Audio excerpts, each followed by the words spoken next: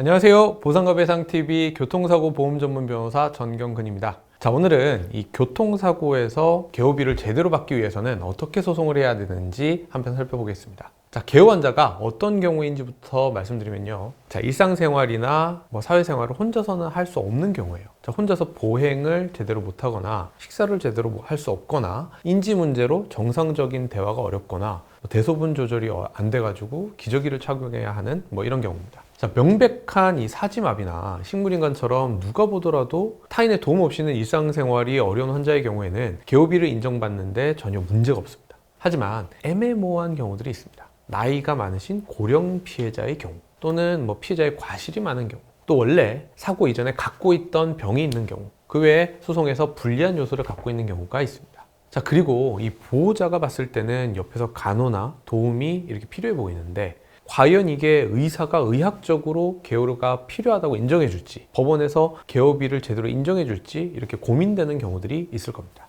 자, 그러면 이때는 어떻게 해야 될까요? 사실 이런 부분들은 소송을 많이 이렇게 진행을 해본 전문가한테 상담을 받아보는 게 좋습니다. 저희 보상가배상도 이렇게 수천 건을 진행한 사례를 기초로 해서 이 개호 인정 여부를 검토를 해봅니다. 실제 저희가 진행한 사례에서는 이 피해자분이 이 뇌손상으로 인지 능력이 많이 이렇게 떨어진 환자분이 계셨어요. 처음에는 이렇게 상태가 정말 안 좋아서 혼자서 아무것도 못 하셨는데 재활 치료를 받으면서 조금씩 이렇게 나아지셨거든요. 자, 그런데 여전히 이 기본적인 일상생활에는 누군가의 도움이 필요한 상황이었어요. 보험사에서는 절대 이거 개호는 인정 못한다 이래가지고 고민 끝에 소송을 진행했는데 결국 하루에 4시간 이렇게 평생 개호를 인정받았습니다.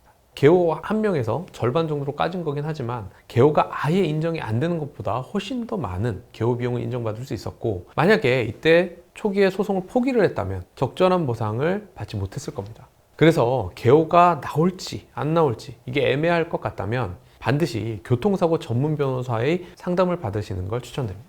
진료 기록이나 재활 기록, 또 모든 검사 자료들을 종합적으로 검토를 해서 승소 가능성을 미리 예상해 보는 게 중요합니다. 자, 무조건 소송부터 바로 진행하기보다는 미리 이렇게 자료를 보고 객관적으로 이렇게 사건을 검토해 본 다음에 소송을 할 실익이 있는지 없는지 검토해 보고 확신이 섰을 때 소송을 진행하는 게 현명합니다. 자, 일단 이렇게 소송을 진행하게 되면 이걸 뒤로 물리기는 어렵거든요. 자, 개호비는 수억 원까지도 나올 수 있는 큰 손해 항목입니다. 자, 그런데 한번 이렇게 기회 또 시기를 놓치게 되면 다시 이걸 어떻게 받기가 어려워서 적절한 시점에 전문가와 상의를 해서 결정하시는 게 가장 중요합니다. 자, 이렇게 개호비와 관련해서 더 자세한 상담은 저희 보상가배상 네이버 카페나 상단에 이렇게 전화번호로 연락 주시면 성심껏 도움드리겠습니다. 감사합니다.